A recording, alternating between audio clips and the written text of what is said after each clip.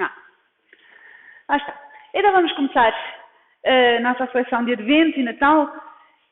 Quando eu comecei a preparar este retiro e a ver as leituras da Missa de Natal, lembrei-me, realmente, a Missa de Natal, do dia de Natal, não nos conta, quem vai à missa no dia de Natal, não na noite, não nos conta a história do nascimento de Jesus. Mas começa com um poema belíssimo, um dos mais belos poemas do Novo Testamento e da Bíblia inteira, que é o prólogo do Evangelho de São João. É um poema tão bonito que, antigamente, antes da Reforma, do Concílio, o prólogo de São João era lido no final de todas as missas. Portanto, as pessoas sabiam no decor. E com uma abertura de uma obra musical, naturalmente, que só pode ter sido escrito no fim, à luz da ressurreição de Jesus. E São João vai pegar em cada uma das afirmações deste prólogo no seu Evangelho e vai desenvolvê-la ao longo do Evangelho. Portanto, é mesmo uma maravilha nós podermos meditar um bocadinho neste prólogo. Eu vou lê-lo, como ele aqui está.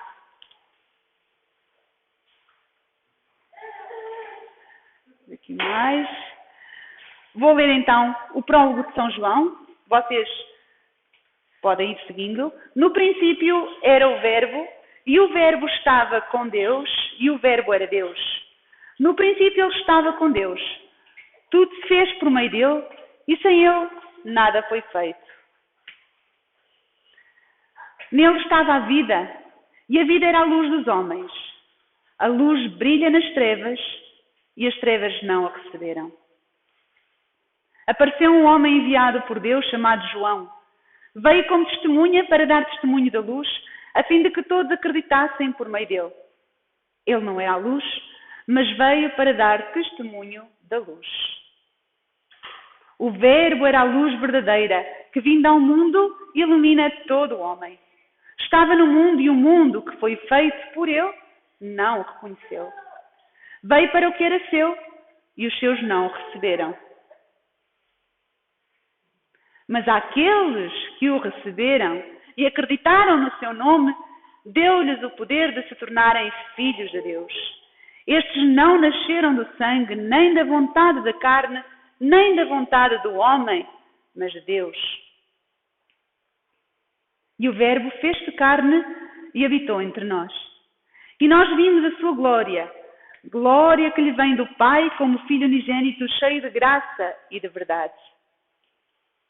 João dá testemunho dele, exclamando: era deste que eu dizia, o que vem depois de mim passou à minha frente, porque existia antes de mim.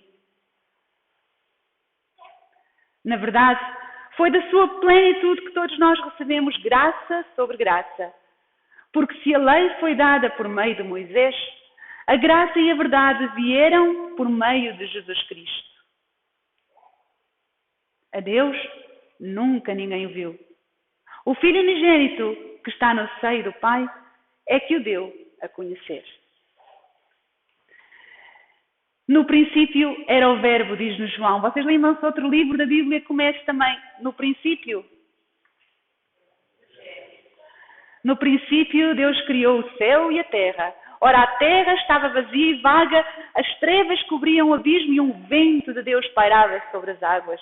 Diz-nos o Gênesis. Então, no princípio era o abismo, e nós chamamos a isto o caos. E o Espírito de Deus pairava sobre este caos. Deus disse: haja luz, e houve luz.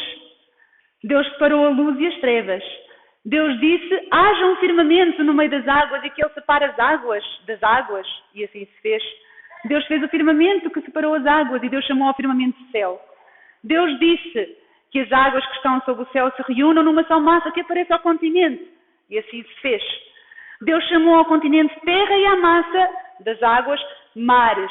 Deus disse, é o Verbo, é a palavra criadora. Depois Deus vai se concentrar-se nos animais e nas plantas. A terra produziu verdura, ervas que dão semente segundo a sua espécie, árvores que dão segundo a sua espécie frutos contendo semente. Que a terra produza seres vivos segundo a sua espécie, animais domésticos, répteis e feras segundo a sua espécie. Então nós vemos como do caos Deus vai ordenando um cosmos segundo a sua espécie, tudo, cada coisa no seu lugar, cada um no seu sítio. E basta para isto que se diga uma palavra. Faça-se. Uau! Faça-se. É o verbo, tal verbo de que fala João. Então esta palavra que faz surgir o cosmos do caos, que faz surgir a vida do nada, esta palavra é Jesus. É o mesmo Jesus que nós esperamos agora, no Natal. Então aquilo que é preciso fazer é deixar que Jesus deixa hoje sobre o nosso caos para o ordenar. Alguns escreviam umas mensagens de WhatsApp, etc. Minha vida é caótica, isto está um caos por aqui. É preciso que Jesus venha, que deixa sobre o nosso caos para o ordenar. Às segundas e sextas-feiras eu dou aulas a 60 km de casa, 1 hora de viagem, vou para o PAU e o Nael fica em casa em teletrabalho, mas está em teletrabalho, não está a tomar conta de meninos. Eles vão estando um bocadinho em autogestão quando vêm da escola, etc., vão por ali fora, e depois eu chego, por volta das 4 e pouco, quando eles chegam da escola, trazem-se uns aos outros, o Nael está por lá a supervisionar que não há sangue, não é? Pronto. E quando eu chego do PAU, geralmente o que eu encontro quando chego a casa é o caos. Uma imagem clara do caos. Não sei se vocês conhecem exatamente o caos que eu encontro, mas de facto é as portas todas abertas, o vento por todo o lado, os amigos, os vizinhos entram e saem, o fiambre ficou aberto de cima da mesa, vem um gatinho já o comeu, a caixa de cereais entornada, trabalhos de casa por fazer, nariz por suar, etc. E pouco a pouco, devagarinho, eu vou pondo ordem neste caos, umas vezes com mais paciência, outras com mais gritos, mas tudo se vai, pouco a pouco, ordenando. E eu não tenho o poder de Deus, faça-se. Portanto, dá um bocadinho mais de trabalho, mas as janelas vão sendo fechadas, os narizes assoados, lá aparece o caderno no trabalho de casa, lá aparecem as botas, etc. Tudo se vai ordenando pouco a pouco e vamos conseguindo fazer o caos, a ordem, o cosmos a partir do caos. Jesus, a palavra do Pai, é isto que quer fazer na nossa vida. E Ele tem este poder. Lembram-se? Vai em paz, a tua fé salvou. Quero, fica curado. Então, será que eu deixo que Jesus venha hoje ao meu caos e o ordene? Estamos no Advento. O mesmo Espírito que pairou sobre o caos no início, pairou um dia sobre Maria. E Maria era aquele cosmos perfeitamente ordenado, onde Deus pôde encarnar. Pertinho dela estava José, também um cosmos perfeitamente ordenados. O Papa Francisco, na sua catequese sobre São José, que tem feito umas catequeses belíssimas sobre São José, não sei se têm acompanhado, a primeira que fez disse-nos que Deus foi buscar José, e foi buscar Maria, à periferia. Nazaré, a cidade de Nazaré, não aparece mencionada uma única vez em todo o Antigo Testamento. Era completamente desconhecida. Era terra dos gentios, uma terra já mais pagã que judia. Portanto, era a autêntica periferia onde Deus foi buscar José e Maria. Aliás, como nós sabemos, eles não foram educados no templo, não eram doutores da lei, nem escribas. Viviam na periferia. Mas a periferia de Maria e José era sobretudo uma periferia de coração. Eles viviam na periferia de Deus. Porque há tanta gente que vive no centro. E tudo gira à nossa volta, não é? Maria e José não. Eles giravam à volta de Deus. Então, se nós queremos que Deus venha ordenar o nosso caos, nós precisamos que Deus seja o nosso centro. E que tenhamos o nosso interior ordenado à volta do centro, que é Deus. Por isso, São João diz no Apocalipse: conheço a tua conduta, a tua fadiga e a tua perseverança. Eu devo reprovar-te, contudo, por teres abandonado o teu primeiro amor. Apocalipse 2, 4. Então, de nada adianta muita fadiga, de nada adianta andarmos exaustos, se esquecemos este primeiro amor, o centro, que é Deus.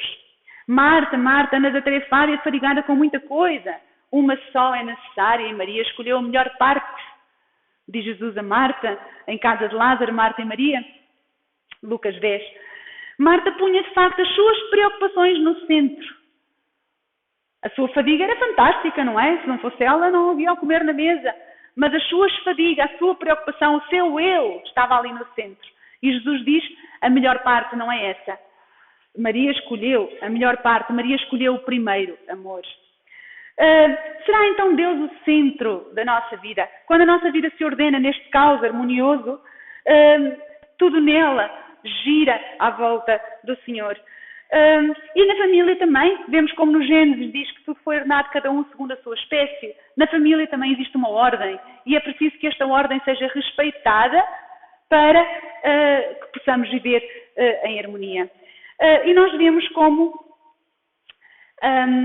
o centro da família é Deus, Jesus, e a primeira ordem que é preciso colocar é exatamente o amor primeiro de marido e mulher. Nós sabemos que é deste amor entre marido e mulher que transborda a fonte do amor dos filhos. E isto tem de estar profundamente ordenado na família, o tal cosmos que Deus nos pede. As estatísticas apontam hoje em dia para um número muito elevado de casais que se divorciam depois do nascimento do primeiro filho. E porquê é que isto acontece? Porque deixaram de ter este cosmos ordenado, marido e mulher primeiro, e este amor transbordante para os filhos, e começaram nesta fadiga, nesta azáfama, nesta exaustão, à volta dos filhos que colocaram no centro. Ok? Os filhos não são o centro. O centro é Deus. O centro é este cosmos, para termos este cosmos ordenado. Realmente que a nossa sociedade não entende isto.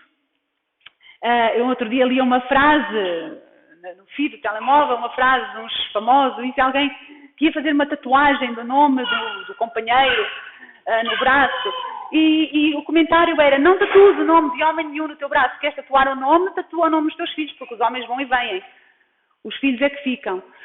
Portanto, a nossa sociedade tem esta ideia de que o marido ou a mulher são perfeitamente substituíveis e aquilo que permanece é o amor dos filhos. Ao menos não se toca no amor dos filhos, obviamente. Esse permanece. E esquecem que o outro amor vem primeiro. O outro é a fonte deste amor. Nós temos a serva de Deus, Chiara Petrillo, que vocês certamente conhecem a história. Ela tinha este seu cosmos muito bem ordenado. E, sabem, ela morreu, portanto, dando a vida pelo filho, o filho que está ali na imagem. Portanto, ela não aceitou ser curada, fazer os tratamentos de cancro enquanto ele não nascesse. Ele nasceu só, ela depois já estava em fase terminal da doença. Portanto, ela deu literalmente a vida pelo filho, de 2 anos e pouco. No entanto, mesmo antes de morrer, na véspera da sua morte, ela disse assim ao marido: o que mais me custa deixar és tu, Henrico. E depois as pessoas comentavam: como é que ela diz isto? Ela deu vida pelo filho, mas o que mais custa deixar é o marido. Ela tinha este cosmos perfeitamente ordenado. Ela sabia exatamente de onde vem este amor primeiro. Também Zélie Martin e o casal Martin e o Luís, os pais de Santa Teresinha, santos, tinham este cosmos perfeitamente organizado também.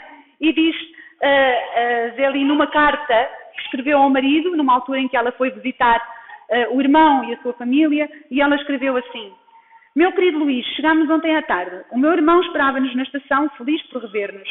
Ele e a esposa fazem tudo o que podem para nos proporcionar distrações. As meninas estão em êxtase, mas eu sou muito difícil de deixar-me ir.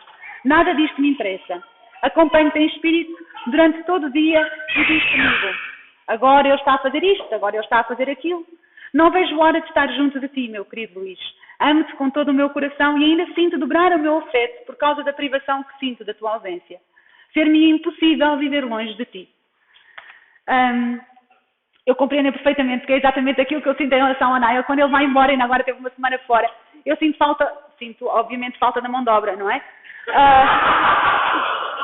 Mas aquilo que mais falta me faz é a nossa conversa, porque nós falamos tanto, todo dia, estamos sempre a conversar, sempre a conversar, sempre com muitas conversas, e na cozinha, quando estamos juntos a trabalhar, ou os serões, temos sempre os serões para nós, e a conversar, e eu sinto muita falta, sinto mesmo uma grande privação desta conversa. Por isso é tão importante o casal ter este tempo grande para conversar. Há movimentos de casais que propõem aos casais um tempo de conversa séria por mês, um dia de conversa séria por mês, chamam-lhe, por exemplo, o dever de sentar. Eu fico assustada quando vejo isto, um dia por mês. O dever de sentar é diário. Nós, das famílias canárias, temos de ter todos os dias. É preciso que o casal tenha todos os dias muito tempo de conversa. Não existe um matrimónio seguro e sólido sem muitas horas de conversa, com muita brincadeira à mistura. E é engraçado é que as crianças sabem intuitivamente o seu lugar na família. E nenhuma criança se sente bem a tirar o lugar do pai ou da mãe, a passar para o centro, a subir nesta ordem que falávamos, cada um segundo a sua espécie. Nenhuma criança se sente bem a usurpar este papel. Há um desequilíbrio, uma instabilidade emocional que se gera na criança. O meu livro preferido, como vocês já conhecem, quem me conhece, Little House on the Prairie, uma das passagens da Laura, que ela escreve, quando viviam nesta cabana, no meio do nada, não é, da pradaria, e ela escreve uma frase assim: Laura adorava estar deitada na sua caminha, escutando lá fora à porta o pai e a mãe a conversar. Eram tão belos juntos e os seus olhos brilhavam. E ela faz isto com muita frequência, como ela gostava de ouvir a conversa suave entre o pai e a mãe. Hoje em dia nós temos um fenómeno que certamente vocês já ouviram falar, são os pais helicópteros, não é?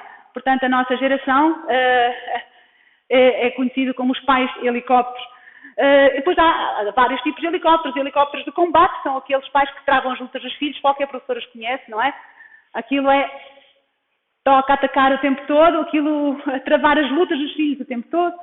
Há os helicópteros de tráfego, não é? Sempre a orientar a rota do filho. Portanto, sempre o filho não pode sair daqui nem dali, de tal maneira que chegam ao limite até de os tirar da escola, passá-los para ensinos domésticos, etc., de maneira que possam controlar totalmente a rota dos filhos.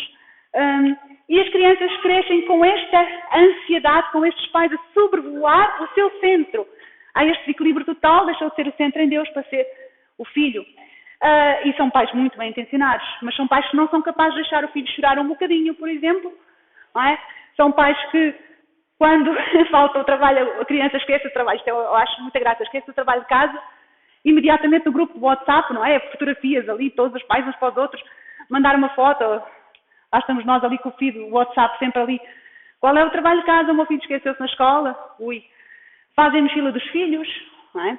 5º ano, o António. Oh mãe, eu sou o único que não me faz a mochila. Para ir para a escola. Sabem a matéria escolar melhor que os filhos. Quando vão fazer um teste, se eu pusesse os testes às vezes aos pais, eles sabiam. Melhor que os filhos. Há uma pressão muito grande hoje em dia para ser bom pai, não é? E bom mãe. Há uma pressão muito grande. Isto é desde o nascimento, desde a maternidade, não é? Quando a criança nasce, é logo mama ou biberão. Ui, o teu futuro depende disso. Depois mais um bocadinho no infantário. Outro dia no infantário, a Susana é testemunha. Estávamos na reunião do infantário e uma mãe estava muito escandalizada porque a educadora pediu para o menino, de 3 anos, levar lápis ou marcadores grossos. E ela estava muito escandalizada porque no ano anterior a educadora tinha mandado levar lápis, marcadores grossos também. Não era a altura dele passar para os filhos. A este ritmo, se calhar, quando chegássemos à universidade, coitadinho, não podia entrar, não sei. Mas a preocupação da mãe era uma obsessão. Ainda, outra vez, com marcadores grossos. Quando é que ele passa para os filhos? As festas de anos das crianças hoje em dia, não é? Têm de ter insufláveis, pinturas faciais. Tudo. Pois, obviamente, com tanta pressão sobre os pais, quem é que pode ter mais do que 1 ou 2 filhos? Impossível. É tudo tanta pressão para que seja tudo tão perfeito, para que seja tudo... Não é? E depois é o príncipe e a princesa. A mim custa muito sempre ouvir esta linguagem, o meu príncipe, a minha princesa. Porque nós fazemos os filhos deste centro. E então educar os filhos transformou-se numa tarefa complicadíssima. É preciso fazer formações online, é preciso andar a aprender, a estudar para se educar uma criança. Perdemos a simplicidade e a naturalidade que faz com que as crianças cresçam felizes ali à nossa volta. Os pais andam exaustos, afadigados com muita coisa e uma só é necessária. Então, A única coisa que é realmente preciso é que nós sejamos santos. É que nós cuidemos de ser por Deus no centro, porque as crianças aprendem sobretudo pela imitação. E vocês certamente já ouviram. Eu esta semana tive a semana inteira a ensaiar o Salmo. Semana passada, a semana inteira a ensaiar o Salmo, porque a Sara foi a vez dela, uma vez por mês, ou mais ou menos, cai-lhe a vez dela cantar o Salmo. Então eu ensaiei a semana toda. E ao domingo de manhã fui dar com o Daniel, que não tem 3 anos, a cantar o Salmo. Cantá-lo todo. Ele sabia o refrão todo e sabia, quando ela cantava as estrofes, a terminação de todas as estrofes, todas as palavras. E eu fiquei a pensar, realmente, as crianças aprendem por imitação. Elas estão com muita atenção a tudo o que nós fazemos, a tudo o que nós dizemos. E estão a olhar, a observar o tempo todo. Tudo aquilo, todos os nossos gestos, elas vão imitar. Então, para educar uma criança, as 3 palavras mágicas para educar uma criança é amor, disciplina e tempo. Amor porque é o nosso ADN. Ninguém sobrevive sem amor. Disciplina, porque a disciplina é aquilo que me vai permitir pensar no outro e pôr o outro em primeiro lugar. E aquilo que mais encontramos hoje em dia são crianças indisciplinadas, que não têm Deus no centro, que não olham para o outro, só olham para elas. Eu quero, na sala de aula nós vemos isso, apetece-me falar, eu falo, eu não penso em respeitar o outro. Tenho de ir, doutora, eu tenho de comer agora que eu estou com muita fome, tenho de beber agora. Uma psicóloga dizia outro dia que via pais em Lisboa, dizia ela que a criança diz que no carro vai com fome, a meio da viagem de casa, da escola para casa, e o pai para o carro e vai no meio daquilo e vai a um café comprar uma garrafa de água. A disciplina é isto que nos diz, espera um bocadinho, daqui a bocadinho já bebes. Agora não são horas, agora são horas de ir para a cama, agora são horas de comer, agora são horas de levantar. E é esta pequena bocadinho de austeridade que nos vai ajudar a pôr o outro à frente, os interesses do outro em primeiro lugar. E isto aprende desde pequenino. Não é? Pouco depois do nascimento já é possível aprender a esperar pelo outro, aprender a respeitar. O tempo. Esqueçam aquela história do tempo de qualidade, está bem? Tempo significa tempo. Tempo. É ter as crianças ali, à nossa volta. Tê-los connosco, tê-los a brincar, em liberdade, com o nosso olhar mais ou menos distraído, sem pressões. Sem pressões. Vocês não imaginam as gargalhadas que nós damos, e o David é testemunha, como serão nos jogos de cartas em nossa casa. Fazemos-lo com alguma frequência e, de facto, é de chorar a rir, de tal maneira que às vezes até temos medo de acordar os mais pequenitos que estão a dormir. Termos tempo simplesmente para brincar, para estar, para conversar com os nossos filhos, para fazer piqueniques. Às vezes há pessoas, ou pais até que falam comigo, com problemas sérios com os filhos, com alguns problemas graves. Eu digo, um problema grave, não há nada que não se resolva. Um piquenique. Façam um piquenique. Vão sair uma tarde e ficam a olhar para mim um piquenique? Sim, um piquenique. Vão brincar. Vão relaxar. Tirem a pressão de ser os pais perfeitos, de ser os filhos perfeitos, os melhores alunos, os melhores isto ou aquilo. Relaxem. Divirtam-se em conjunto, a vida é tão curta. Aproveitem. Brinquem.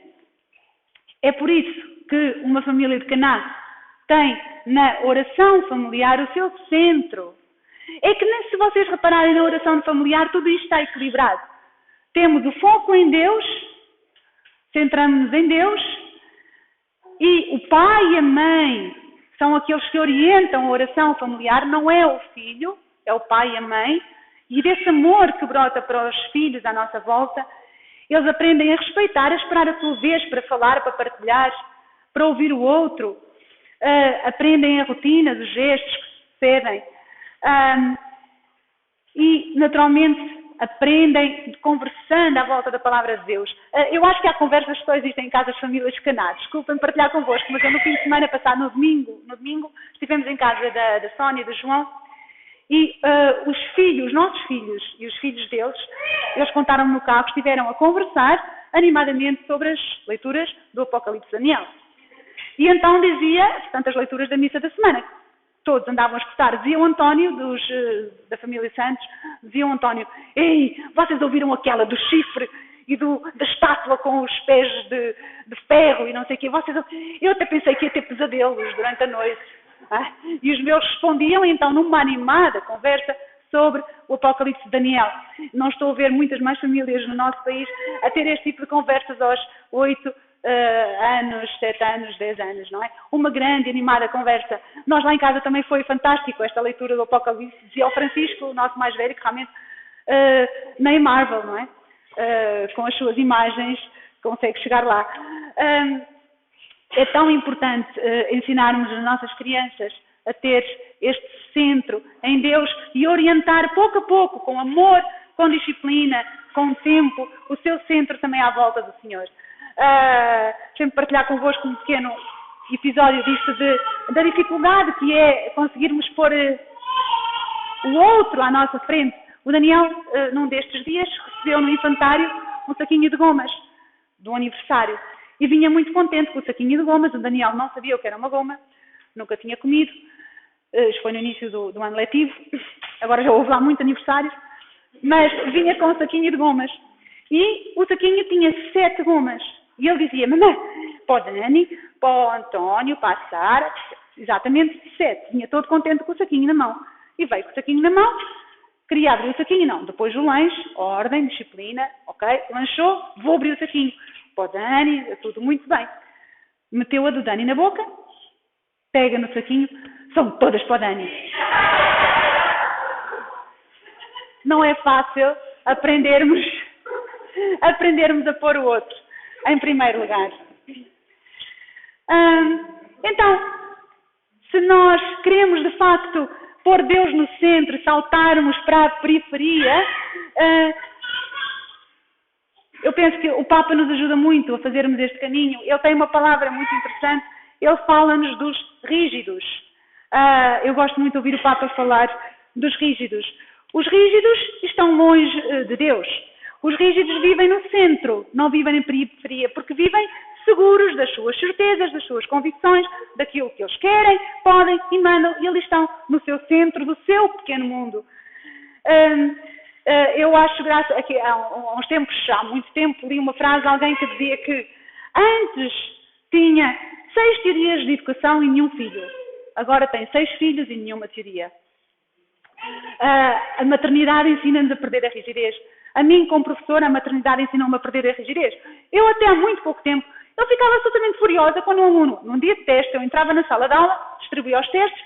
Oh, senhora, hoje é teste. Eu, como não sabes que hoje é teste? É claro que hoje é teste. Então, mas tu não registaste que hoje é teste. Semana passada, chega-me a Lúcia a casa. Oh, mãe, viste esta história? Acho que correu bem, eu não fazia ideia que era teste, mas... Como? Próxima aula que fui, distribui os testes, e um aluno entrou na sala. Oh, senhora, hoje é teste. Eu, querido, não te preocupes.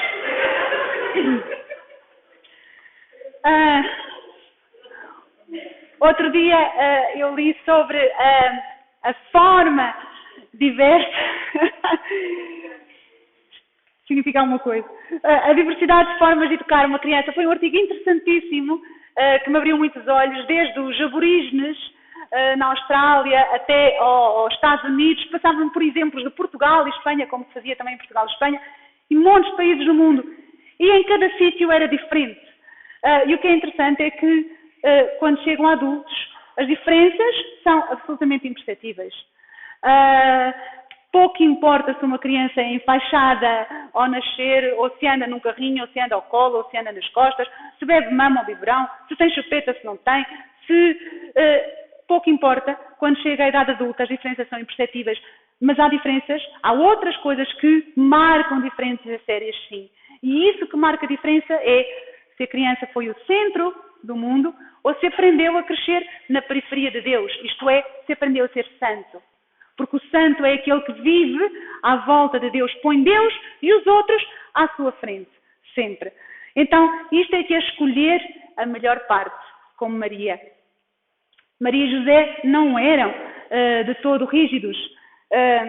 Senão Maria não teria seguido José até Belém. Teria dito, ó José, por favor, eu com esta barriga, ir para Belém, ainda tenho lá o bebê. Então, mas sem ter a parteira aqui que já ajudou a minha mãe, e agora vou para Belém, assim sem mais nem menos. Estás bom da cabeça, vai lá tu fazer o recenseamento, que eu tenho uma boa desculpa para não ir. Mas não, Maria aceitou pôr-se a caminho com José. Deixou-se conduzir apesar das dificuldades, o que a movia era este espírito que pairava e que ordenava o seu cosmos. Como é que é connosco? Será que nos deixamos conduzir pelas emoções do espírito? Ou estamos agarrados às nossas convicções, não deixamos Deus desarrumar as nossas ideias, desarrumar a nossa vontade? Às vezes, para nos libertar desta rigidez, Deus quebra o nosso vaso. Diz isso em Jeremias, não é? Na história do oleiro, Deus às vezes tem de quebrar o nosso vaso, porque somos de tal maneira rígidos que não há como moldar, é preciso lançar ao chão e quebrar. Aconteceu connosco. Mesmo aqui há 2 anos, foi exatamente, ou há 2 anos, eu lembro perfeitamente o episódio, o David também se deve lembrar, que ele está ali a ouvir. Nós íamos de carro para o David para o basquetebol, a Sara para a Lúcia para a ginástica. Eu tinha deixado em casa o Daniel da B entregue ao Francisco, não sei. E aí eu, ao fim de um dia de aulas, cansativo, nervosa, cansada, no meio da chuva, a meio caminho, a Clarinha vinha de Aveiro para se juntar à ginástica com a Lúcia, telefonou-me a dizer: mãe, esqueci-me das leggings. E eu tive de fazer meia volta, voltar com o carro atrás para lhe apanhar as leggings para levar para a ginástica. E quando eu fiz aquilo, eu quebrei. Eu gritei, eu vociferei no carro. Vocês não gritam? Não. Ok. Pronto. Vociferei no carro, parecia eu um monstro. E quando os deixei na ginástica, parei o carro e chorei. E disse: não aguento mais. Senhor, eu não aguento mais. Não precisei de aguentar mais. Foi o último treino que eles foram, a pandemia chegou no dia seguinte. De facto, acabou-se. E com a pandemia a chegar, a nossa vida deu a reviravolta que vocês sabem. E a ideia não corremos o risco de andar de um lado para o outro.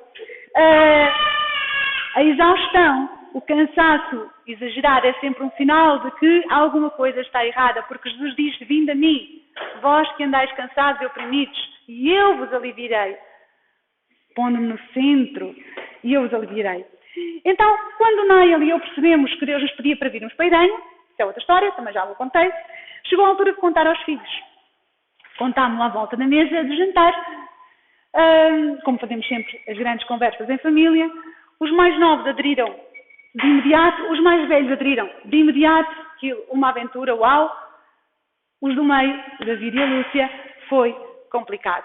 Na adolescência não foi assim muito fácil, não foi mesmo nada fácil. E foi de tal maneira que me quebrou o coração. E no dia seguinte eu fui ao santuário de Nossa Senhora, de manhã, e rezei, e a minha oração foi assim: mãe, eu estou completamente perdida. Por favor, ajuda-me. O que é que eu faço? Vou para a frente ou não com isto? Porque aquilo que nós tínhamos pedido a Deus é que o sinal que lhe pedíamos, o único sinal que lhe pedíamos é que a família estivesse de acordo. Não queríamos fazer nada contra a vontade, não no Daniel, obviamente, mas dos mais crescidos, não é? E então eu rezei: mãe, eu estou completamente perdida. O que é que eu faço? Ajuda-me. Chorei e fiquei ali diante de Nossa Senhora, voltei para casa. E quando cheguei a casa, no meu telemóvel tinha chegado a feed dos artigos da Alteia, que eu costumo ler todos os dias. E vocês acreditem ou não, mas podem pesquisar que o artigo está lá. O artigo dizia assim: os grandes benefícios de se sentir perdido. Este era o título do artigo que me apareceu no telemóvel. E eu, uau. Então pus-me a ler. E o artigo, vou só ler um bocadinho, diz assim: por vezes eu perco-me de propósito. Na minha corrida matinal, viro numa rua aleatória porque quero ver como são as casas naquele bairro intrigante, ou talvez haja um parque escondido na esquina, ou uma vista diferente do rio. Dessa forma, ao sentir-me perdido, encontrei lugares que não consigo encontrar de novo. Delicadas fontes urbanas, riachos salpicados de peixes prateados, um cemitério antigo. São experiências únicas. Tudo o que eu tenho a fazer é vagar. Quando olhamos para trás em nossas vidas, podemos ver como os acontecimentos inesperados foram os catalisadores de períodos de enorme crescimento. Então eu digo: de vez em quando, vira à direita, onde normalmente você vira à esquerda. Vá em frente e perca-se. Eu li aquilo e pronto, vi ali as respostas a Deus, para mim, para o David. Deus queria que nós aceitássemos ir em frente e no caminho que Ele nos abria, por muito instável que parecesse, e conseguíssemos confiar nele. O passo seguinte foi concorrer ao concurso nacional de professores, que por acaso, o acaso não existe, que por acaso era nesse ano, de 4 em 4 anos, ao concurso nacional de professores. Era a minha oportunidade em 4 anos de mudar de escola. E eu pensei, pronto, se Deus quer que a gente vá para a Idenha, Ele vai-me mudar para uma escola em Idenha. Mas não. O concurso chegou ao resultado e a escola onde eu estava era na Covilhã, a 1 hora de Idenha.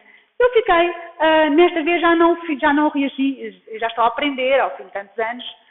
Já comecei a pensar, assim como um bocadinho ao jeito de Maria José, o que é que Deus quer com isto? Há de certeza aqui uma surpresa preparada.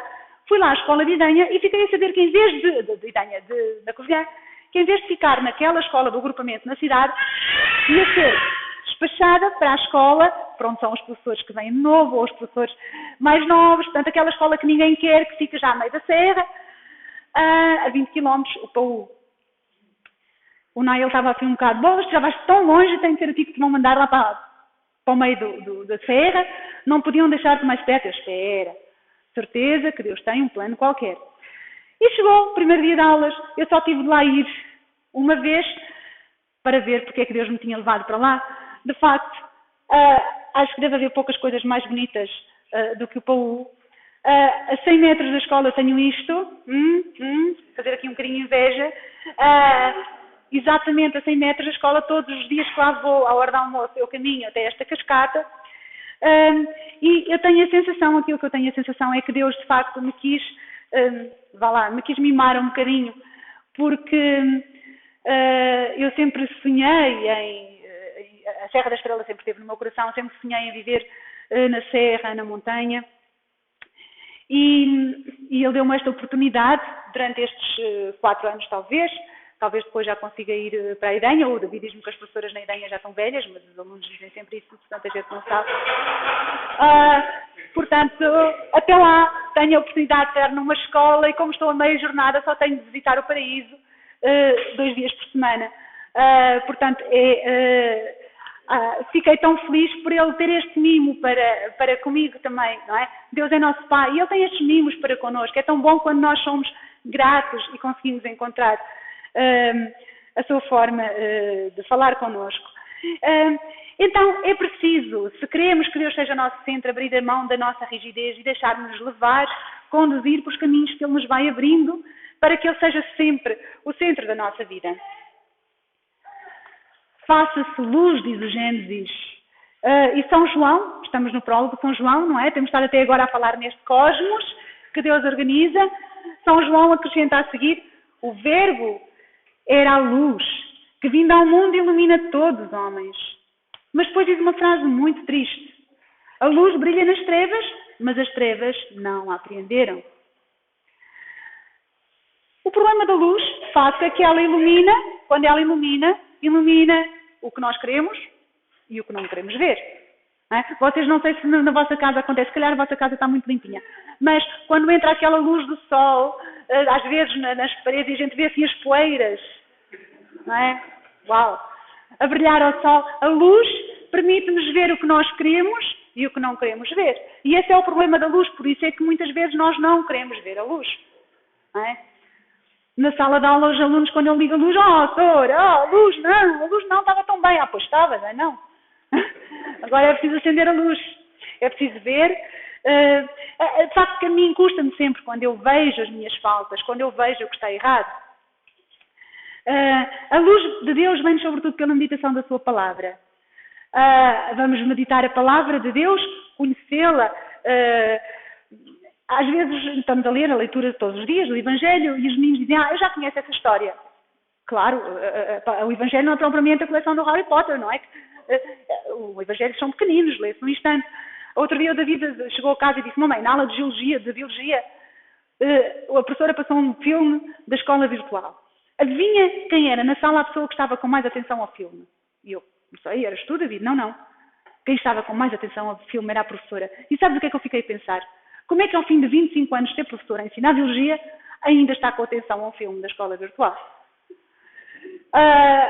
E eu fiquei a pensar, é exatamente o que Deus nos pede que façamos com a palavra de Deus. Como é que ao fim de uma vida inteira a conhecer o Evangelho ainda podemos aprender com Ele? Ainda podemos prestar atenção ao que o Senhor nos quer dizer? Será que somos suficientemente humildes para acolher a palavra de Deus? Porque eu tenho a impressão que muita gente lê a palavra de Deus, como Satanás leu nas tentações de Jesus, para justificar aquilo que quer. Ou seja, às vezes nós podemos dar a volta à palavra de Deus e dizer, uau, eu já faço isto, e não nos deixarmos de realmente desafiar por ela. Então, um teste bom que nós podemos fazer a nós próprios, se somos humildes, se deixamos a luz iluminar a nossa vida, eu penso que é o teste dos conselhos. Vocês gostam de dar conselhos, não é? Eu acho que toda a gente gosta de dar conselhos, somos todos profissionais na matéria. Dar conselhos é fantástico. O problema está em receber conselhos. Quantos de nós somos capazes de receber um conselho, por exemplo? De ouvir alguém dizer, olha, se calhar podias fazer assim, e ficar a pensar nisso. E depois podemos aceitar ou não, mas sermos capazes de receber um conselho. Eu acho interessante isso, tenho pensado muito nisso, pelo contacto que tenho diário em casa no meu trabalho, e tenho pensado um bocadinho nisso. De facto é difícil receber conselhos. Nós sabemos como, por exemplo, os homens preferem andar às voltas na cidade, não é? Abaixar o vidro e perguntar a direção. O povo de Deus teve 40 anos no deserto, porque era liderado por um homem, obviamente, não é? O Moisés era incapaz de perguntar direções. Um deserto que se atravessa numa semana, convenhamos. Portanto, pronto, é sempre muito difícil nós pedirmos direções e às vezes andamos aqui às voltas, quando só basta baixar o vidro do carro e dizer, olha, não é? De facto, o Papa pede-nos para sermos uma igreja sinodal que escuta mais do que fala. E é isso que se calhar temos de fazer neste advento, sermos como Maria, alguém que escuta, e que escuta também com humildade os conselhos, a luz que vem através do irmão, que vem através dos outros. O verbo era a luz, mas era também a vida dos homens, diz-nos João. E se voltarmos ao Gênesis, à palavra, o verbo criador, vemos um cosmos a fervilhar de vida, vida em abundância. Será que nós estamos abertos à vida? Claro que quando se abre à vida, abre-se à dor, abre-se ao trabalho. Este verão, a Clarinha encontrou uma cadela abandonada, levou-nos a cadela lá para casa, nós já tínhamos pouco a fazer, e nós lá cuidámos da cadela o melhor que pudemos durante uns tempos e afeiçoámos a cadela. Depois, quando a levámos ao veterinário, descobrimos que ela era diabética. E então lá estamos nós de manhã e à noite a dar injeções de insulina à cadela, a dar-lhe uma ração especial e especialmente cara e a cuidar da pobre cadelinha. O veterinário fez outra coisa, que foi ver o chip da cadela. Portanto, ela foi há um mês que nós já a tínhamos. E então, eu lembro-me do que foi quando nós estávamos em casa e o Niall, estávamos à espera do telefonema do dono da cadela. Eu estava convencida e estou convencida que ela abandonou. Diabética, pronto.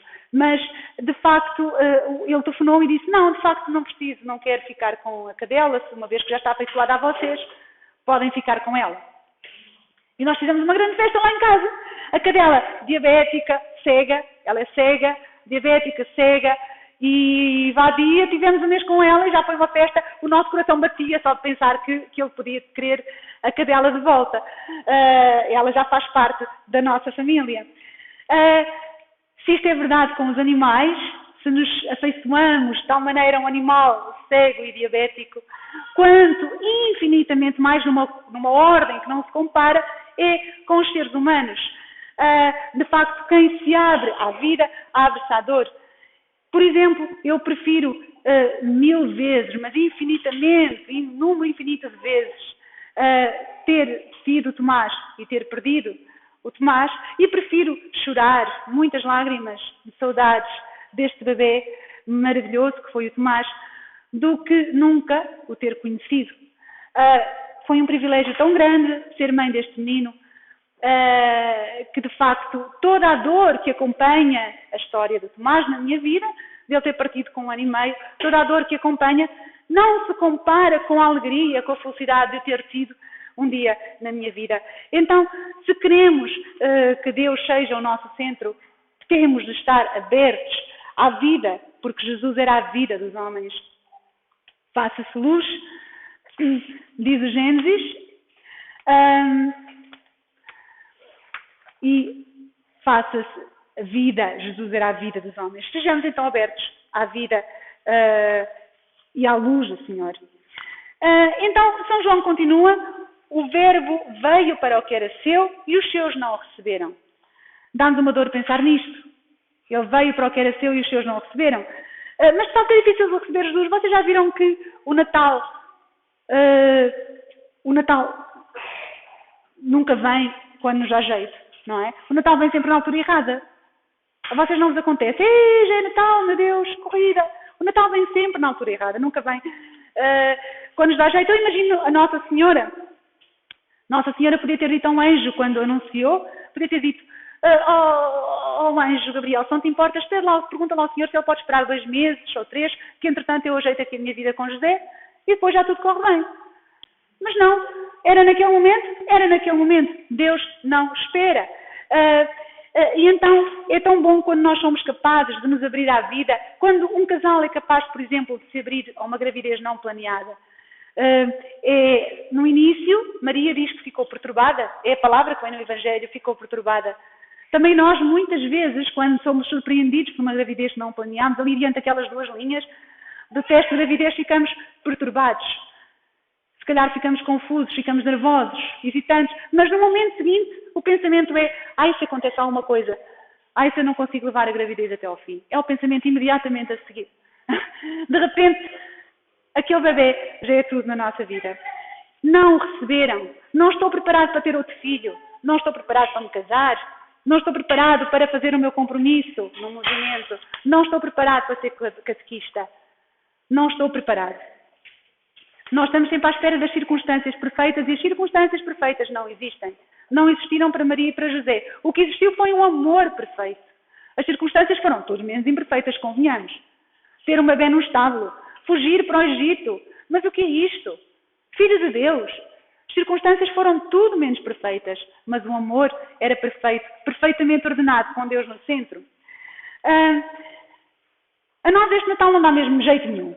A nossa casa está de pantanas, pernas para o ar, uma casa ainda em reconstrução, e tínhamos de pintar a sala.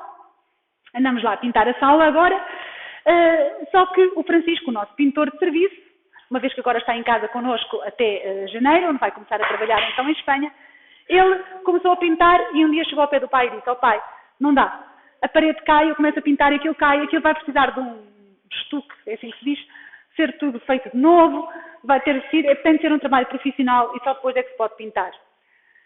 E o Nael olhou para ele, olhou para mim e disse assim: mas eu queria tanto ter o nosso cantinho de oração para o Natal, fazer o presépio ali. E ele disse assim: é assim, eu vou explicar aos meninos. Nós tínhamos tomado a decisão, quando viemos para aqui, que a casa não ia ser reconstruída profissionalmente e iria ficar sempre imperfeita. O que é que vocês querem? Esperamos por um profissional e fica perfeitamente construída, mas lá para a primavera? Ou fazemos agora como podemos, com a nossa capacidade, o melhor que soubermos, e tens o teu canto de oração e o teu presépio antes de Natal? A decisão estava tomada. E então, lá andam os rapazes, apressadamente, a tentar construir uma casa de maneira que no Natal possamos ter o nosso canto de oração.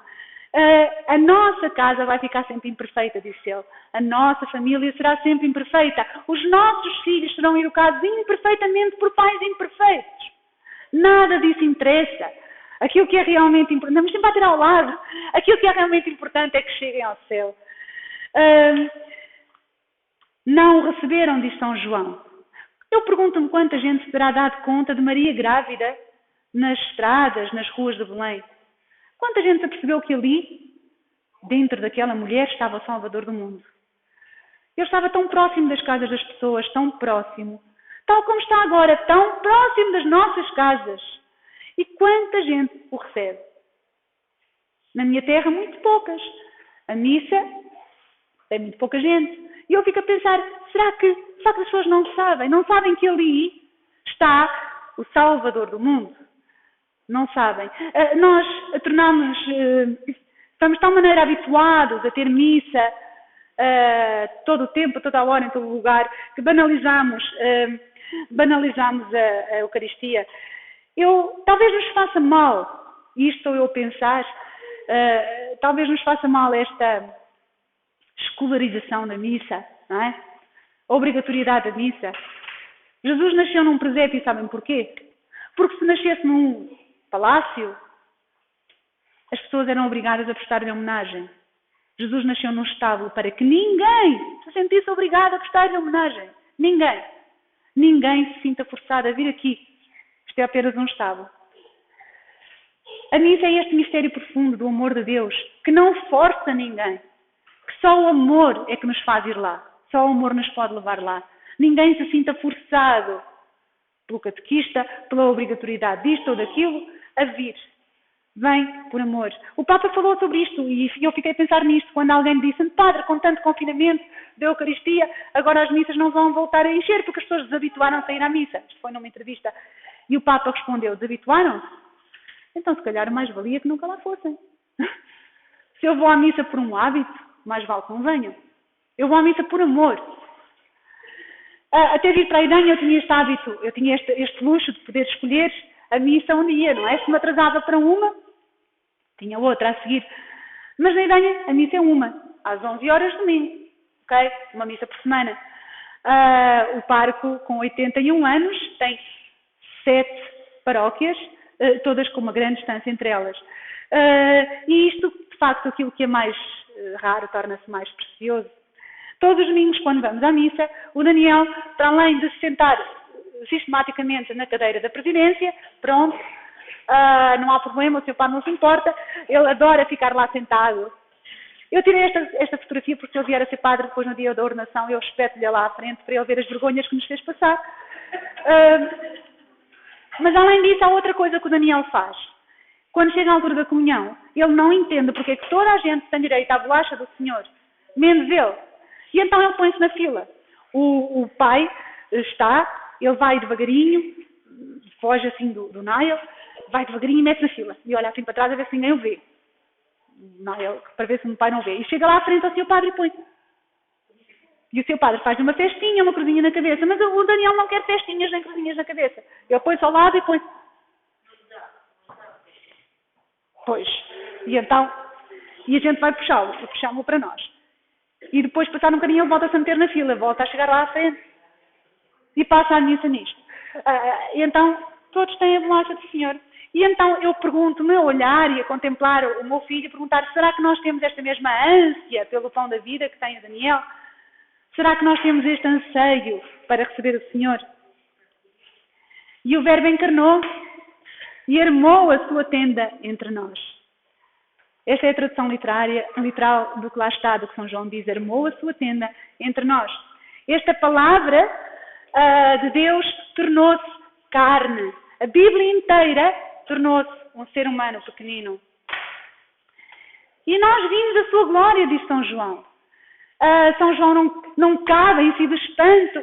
Este Deus que falou na sarça ardente, que habitou na tenda da reunião, este Deus tornou-se um de nós, habitou e caminhou conosco. Outro dia eu li uma passagem. Isto vem na Bíblia, portanto eu posso ler isto, sem problema. Eu tenho estado a ler a Bíblia, e tu agora chegou a altura na minha vida de fazer isto. E parei-me com uma passagem fantástica do livro de Deuteronômio. Eu vou ler, já li aos meninos lá em casa, e vou-vos ler. Diz assim: proverás um lugar fora do acampamento para as tuas necessidades. Junto com o teu equipamento tenhas também uma pá. Quando saíres para fazer as tuas necessidades, cava com ela e ao terminar cobre as fezes. Pois o Senhor teu Deus anda pelo acampamento para te proteger e para entregar-te os inimigos. Portanto, o teu acampamento deve ser santo. Eu li isto e disse: uau! Contei aos meninos e agora às vezes quando eles dizem: mãe, vou à casa de banho, leva uma pá. O que eu acho interessante ver como este cuidado, eles sabiam que Deus andava por ali, portanto tem cuidado com os detalhes de higiene. E nós que sabemos muito mais que isto, Nós que sabemos que Deus realmente encarnou, que habita entre nós, que está entre nós na Eucaristia, que está no mais pequenino dos nossos irmãos, que Ele caminhou realmente na nossa história. Que cuidado não havemos ter em tornar santo o nosso acampamento. Mas a quantos o receberam, a quantos lhe abriram a porta, deu-lhes o poder de se tornarem filhos de Deus. João estava entusiasmado desta maravilha. Realmente, o Filho de Deus tornou-se Filho do homem, para que os filhos dos homens se possam tornar filhos de Deus. Este é o grande mistério da nossa vida. A todos quanto receberam. Então, na nossa vida, os pontos fundamentais têm sido sempre para nós a Eucaristia, o centro de Deus, o tal centro que organiza o cosmos todo é a Eucaristia, e a oração familiar. É aqui que vamos construindo o nosso castelo, construindo a nossa casa. E para terminar, só vos queria contar que, de facto, esta oração familiar é de tal forma marcante na nossa vida que nós estamos plenamente convencidos que foi este momento de oração familiar, nesta imagem que vocês veem, que determinou esta nossa mudança de vida para Idanha. Isto foi o ano passado, no verão, não neste, no outro anterior, quando nós estivemos em Sortelha, estivemos no verão numa casa alugada e perto de Sortelha, enquanto procurávamos um lugar para rezar, à noite, para fazer a nossa oração, encontramos esta capela fechada.